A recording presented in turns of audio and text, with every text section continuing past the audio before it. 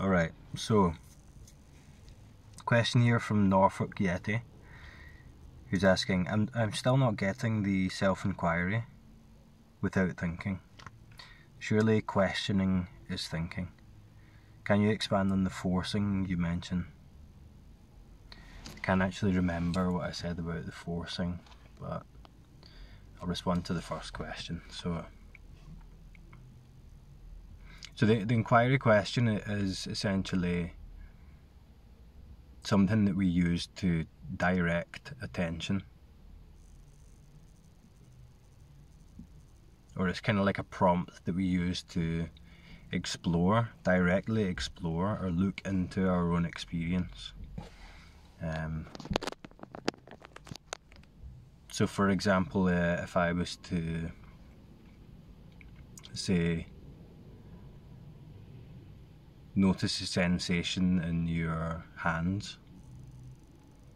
So the sensation in your hands was always there, but that prompt to direct attention, i.e. the inquiry question, prompted us to direct attention towards the sensation in our hands. So the sensation in our hands becomes more prominent in experience. So the attention, the noticing of that sensation itself isn't a thought. Well, it's not a question. It has something to do with the inquiry question, but it in itself isn't the question. The question directs attention towards an aspect of experience, and this aspect of experience that we're questioning here is the sensation in the hands. So if I notice the sensation in my hands and then I have a thought about that,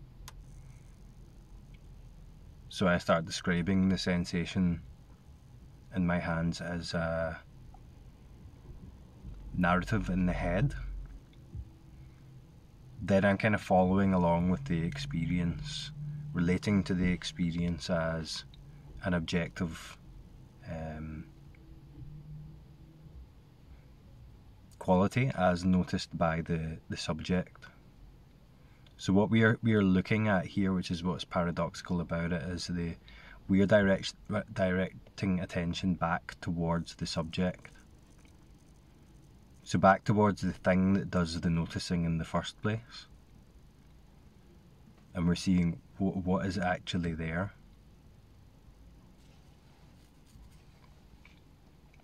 So if I was to say to you now, notice, in your experience, notice awareness, or notice that you are aware, then where does the attention go? Do we need to form a thought to confirm that? No, because the thought that's formed that would confirm that is itself appearing within or as this awareness. So all we need to do to notice awareness is stop. And awareness is inherently here already. So the inquiry question is to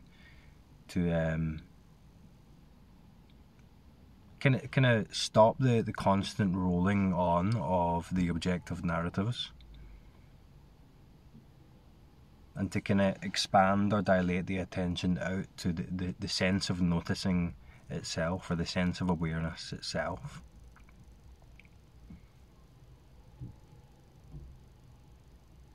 And it doesn't have an objective answer, it doesn't have a conclusive answer.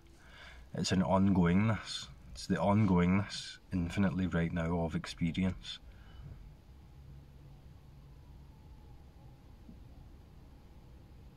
So asking the question, who am I, might bring up a bunch of assumptions that are quite automatic about defining my sense of self.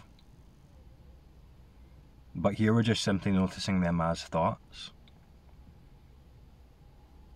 Not resisting the thoughts, but just noticing that that's a thought. What I am is aware of that thought, so what else is here? What am I that comes before these thoughts that are moving and changing? What am I that's already here that is aware of my experience?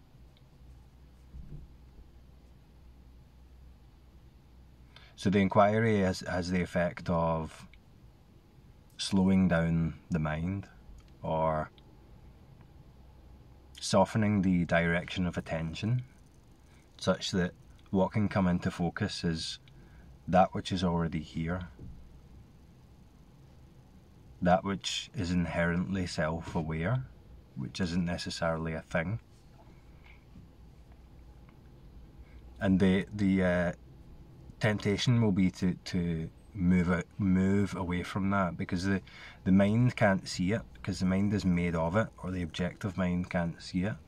So its instinct is to create something to be able to understand. But what we're looking at here is the essence of understanding itself.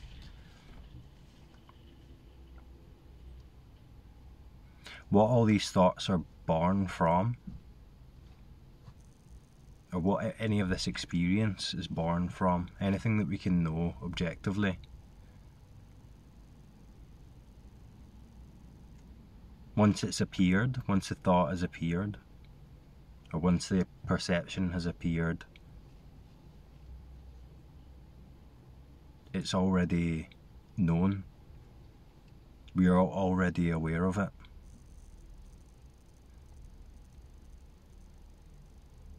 So what's further back than that, so to speak? Or what's closer than that? What's more simple than that?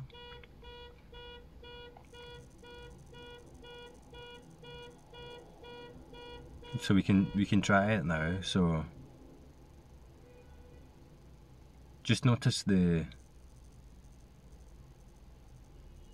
pure sense of existence, the pure sense of awareness that is inherently here as experience. That I am, and I am aware. I'm aware of myself. I'm aware of experience. And then we're just going to simply let that know itself. Watch for the tendency of the mind to come up and start explaining this, or narrating it, or following along with the narrative.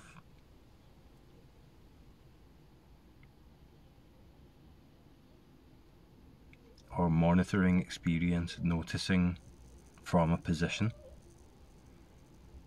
Notice how all that appears as a thought form, in and as this sense of pure existence, pure awareness, is already inherently here.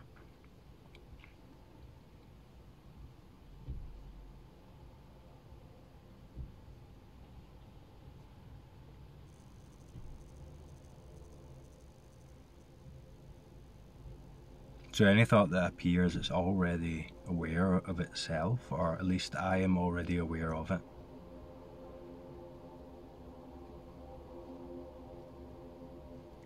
So everything in my experience is aware. Everything in my experience knows itself. So this knowingness, this awareness,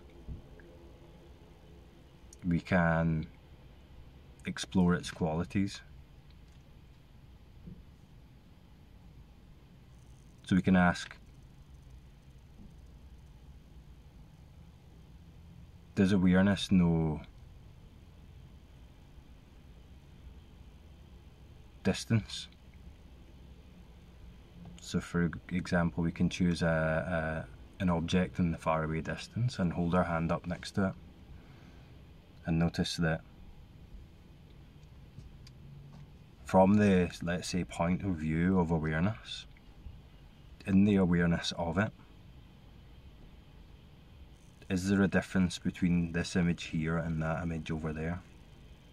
In the awareness of it, as awareness. So this image of my hand here is aware of itself. Simultaneously, this image in the distance, far away, is aware of itself. All distances and all dimensions are simultaneously aware. So in the awareness of it, there is no distance. Any thought that would come in to interpret something as over there, or over here, further away, closer,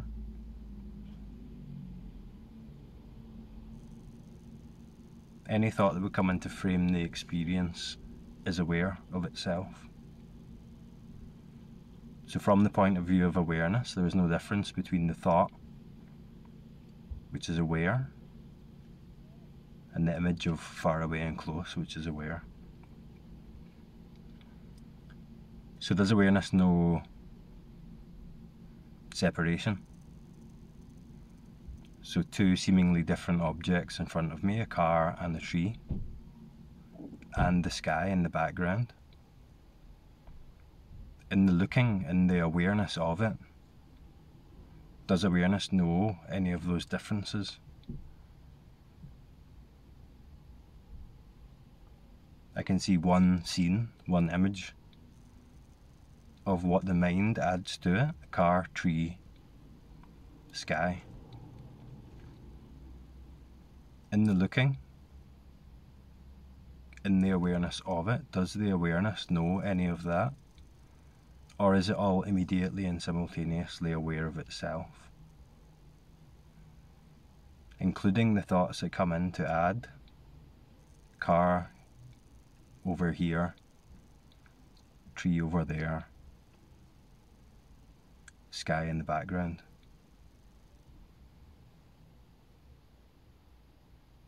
As those thoughts are adding their interpretation of the scene to give it dimensionality and separation, even those thoughts are immediately aware of themselves.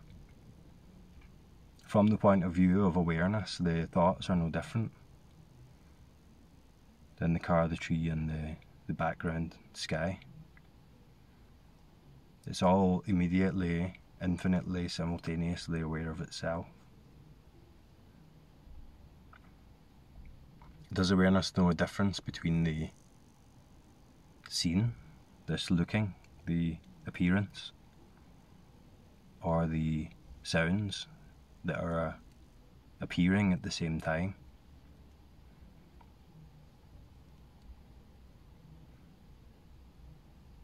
Or the sensations in my hands? Or the breath, the sensation of the breath? So you can see where I'm going with this. Things get very simple when we adopt the non-point of view of awareness.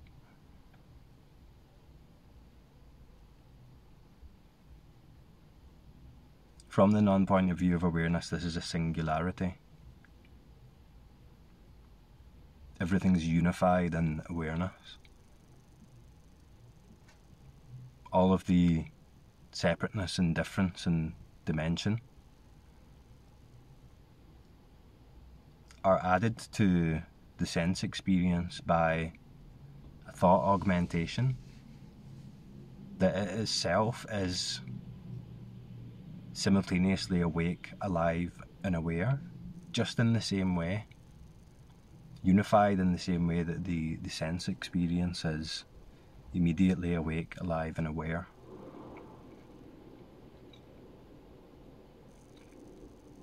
So if you're following along with this, then the noticing that's happening here, so to speak,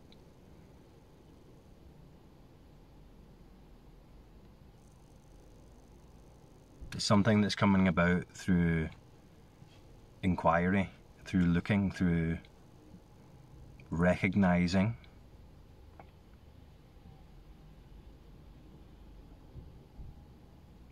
Experience as it is right now. And all of the language that I used there was just to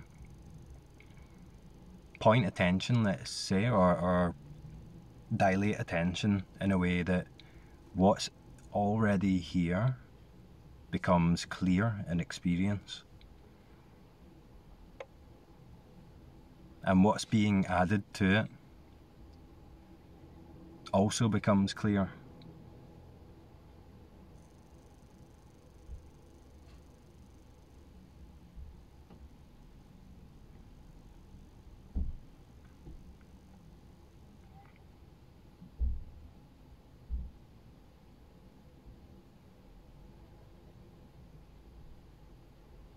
Because what makes things seem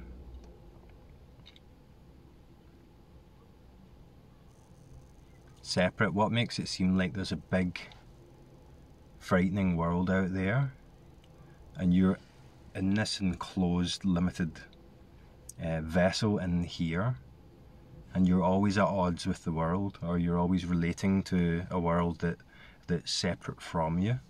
What makes it seem like that is it's kind of like an assumed belief, like a learned assumption that's reinforced,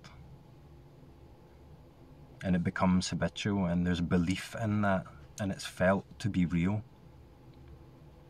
When we start to question those beliefs and assumptions, then we can start to experience or taste something that's much more free, alive and natural, much more peaceful and whole and unified.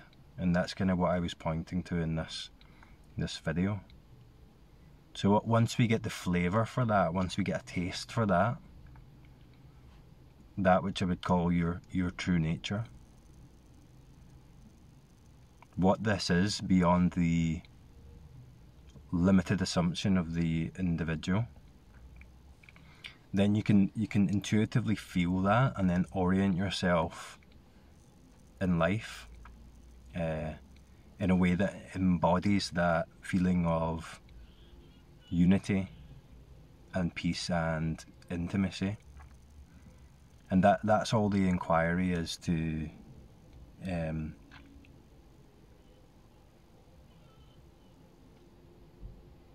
prompt more clear seeing,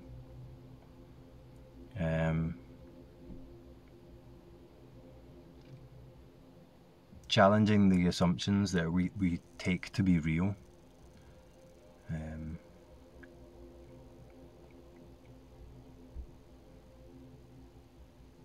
looking at experience for what it is, not what we've learned it is. And that all starts by looking back at what I feel like I am, that's here, that's living this life. And when we embody that intention fully, things will start to clarify.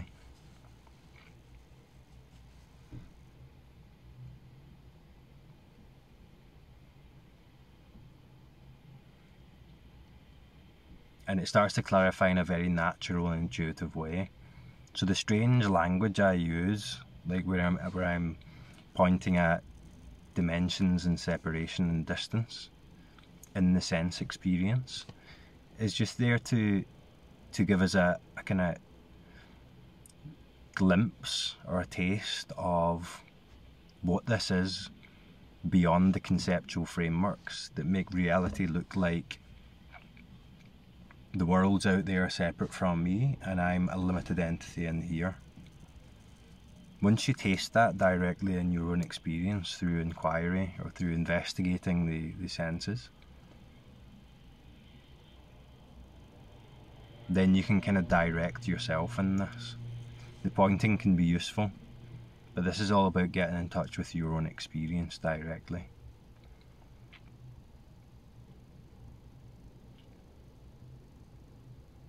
And the first big assumption is that I am the thinker in here in my head, and I need to be thinking all the time in order to relate to this world, to orient myself in it and understand it. The self-inquiry is to direct attention back to what, let's say, comes before that, what's transcendent but inclusive of all that. what you are at the closest and most intimate level. It doesn't need to be confirmed by thought. Anyway, I'll need to go now, but I'll talk to you next time.